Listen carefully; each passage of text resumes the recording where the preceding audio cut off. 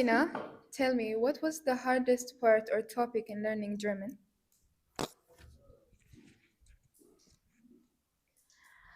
I think my hardest, though I think I can improve on it, but so far it's dative. Dative. Dative, yeah. That means your hardest part is in grammatic. Yeah. How about Sprechen, Hören? I ambition. We don't encounter much difficulties. Mm. That's great. All right. And you? Okay, the hardest part in learning German that I've faced is, I think it's a bit of hearing. Reason being, sometimes they speak fast, but I think I'll cope up with it. I have no choice. Then secondly, is there's a part in Das Perfect. Das Perfect. It's quite confusing in a way whereby can I give an example? Yeah. Whereby like you're giving a past tense like of treffen. Now it goes to getroffen. Mm-hmm. So I yet in other verbs like it's really not so complicated Yeah. like gemacht. You get Mm-hmm. machen gemacht, but this is treffen again goes to getroffen. So Yeah. I get it. True. please let me remain here. This we shall reach there. Yeah. So basically that, and maybe a little bit of schreiben, because um, time for writing, I may be having the idea, but then putting it in, there's that delay. So which makes it harder for me. Okay, it may not be hard, but I take more time because I have to think through. Yeah. And it's a challenge that I faced in this past exam. When I was writing, I realized that I took more time in the writing. Yeah, All right. basically that's it. That's fair. Yeah. Have Mm-hmm. something to say. Oh, Yeah, go I'd on, Robin. forgotten another complicated thing in German is the gender. Like it's Yeah. hard to know the gender every time. Like I think it's all about cram work, and sometimes it's hard to do that cram work because there are very many words. Like how do you genderize everything? Like really? That's true. Like That's true. really? Everyone encountered that in A1, but as soon as you reach A2 or by the end of A2, you're going to kind of memorize everything. Like you'll understand directly the genders. But most students face that problem. Yeah, it's the Articles. biggest challenge. It's Yeah, the and to biggest add on challenge. to that, actually, the best way to learn the articles, because that's actually about articles, you need to, every time you learn a word, you learn it together with the article. Most of you make mistakes by saying, um, das Buch, I mean, like, Buch, just learn Buch. You ask someone, what is a protocol in German? Someone says, Flasche. What is a barcode? But you need to understand actually together, from the day you're learning that now, you'll be like, okay, so Tasha is D Tasha, D Flasher is bottle. That's cool. That's the best way to learn. But if you only learn it like, what is, for example, maybe a girl called them, we used to also think that because now girls are female, you'll be like, I think girl is Dimitri. Dimension. While it's das Mädchen. And then you'll be like, but it's just feminine. Or someone tells you, Yep. or someone tells you, for example, that someone tells you, for example, that you know what, when you see words that end with e at the end, they are going to be d, and then in some examples it makes sense. D Flasche, D Tasche, and then you find der Junge. I know. You get it. So what you really have to also put some reason and like, oh, I think this is now I understand. Of course, there are some rules that can help you. Every word that ends with shen, like CHEN, is das. Every word that ends, most words that end with ER are going to be male. So their computer, for example, stuff like that. And mostly actually the jobs, like for example, their Fahrer, their Bauer, but you can't actually memorize all those things. What you need to know is whenever you learn a noun, learn it together with its article. So don't simply know that a shirt is hemmed. You need to learn it together with its article, which is das hemd. Don't simply say that Trousers are what? What is trousers? Hose. It has to be with what? The article, which is? Die Hose. You get that?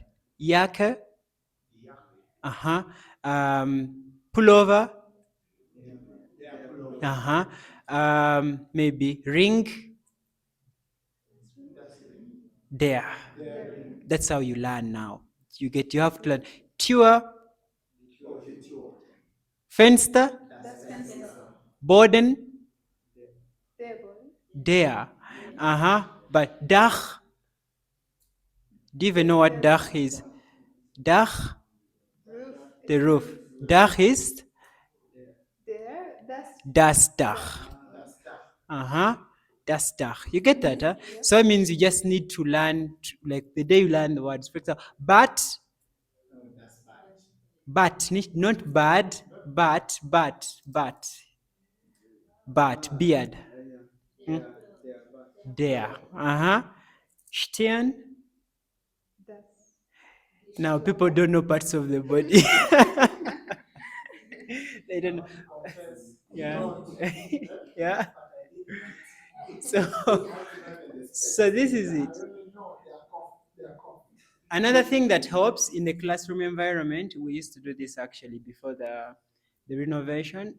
Like these nouns you're seeing around us, we used to write stickers and we pin them on them. For example, you find it, the tour we had, you pin a word there, the tour, then das Fenster, der Tisch, der Stuhl. So you find that we've pinned all these words on the what? Like on the things around us. So when you come, actually, we learn with all our 5 senses. They get into our brain like, okay, this is good. Yeah. Ua, you have to have it in your brain. Ua is what? The ua. You get that? So there are those ones that will not have any rule. You get it? But you'll have to understand them the way they are. So that's it. That's what I can tell you about the Adidas. Yeah, by the way, das is the most common one, right? It uses like 80% of the words. Is that No, It's no, D? it's D. Uh-huh. D is the commonest. So actually 70% of the German language is feminine. D. It has D. Do you know why? Because of the topic called Nominalisierung, where we have to get maybe like nouns from other words, nouns from verbs, nouns from adjectives. For example, I can show you the word. What is the adjective for beautiful? In German, the word for beautiful in German? Schön. And what is the noun we get from schön? Schönheit. Schönheit. So what is Schönheit? What is the article of Schönheit? Die Schönheit. You get such, so because of such topics, we have more feminine words. I can give you another word. The word is wohnen, which means to do what? To stay, to live. And which noun do we get from wohnen? Die Wohnung. That's why they tell you all words that end with UNG, that end with kite, that end with ite, they're all feminine. What's the word for healthy? Gesund, healthy. Gesund. So now what is the word for health? That is now die Gesundheit. What is the word for sick? And what is the word for disease? Not Krankenheit, but Krankheit. Yes. It's wrong. It doesn't exist. The word Krankenheit doesn't exist. Krankheit, yes. You get what I mean? So this is actually, that's the topic called nominalism. You've learned that you are in, sorry, which level are you? A1, yeah, you're learning that in A2, yes. You're going to learn that in A2. No. Yeah, so you see the word for leading is führen. And which noun do you get from führen? Die Führung. You get that?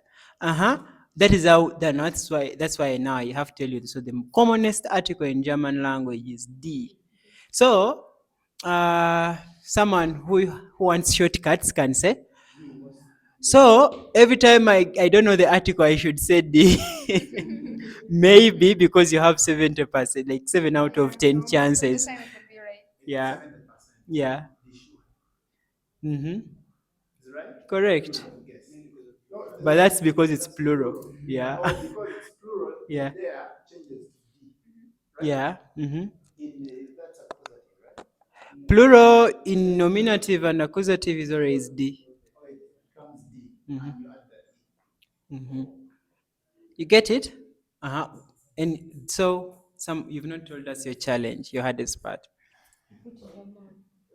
Yeah, put it. Yes, my hardest part in learning German is the expression part. And I'm very competent and sure that with the able stuff, I've tried to improve that. Just to really interaction, like as we are doing it at the school. And then the other part that has been so challenging as articles. The articles, the nominative articles, the adjectives, accusative, they should be like such things. You look at things and be like, now you can imagine a table being either feminine or masculine.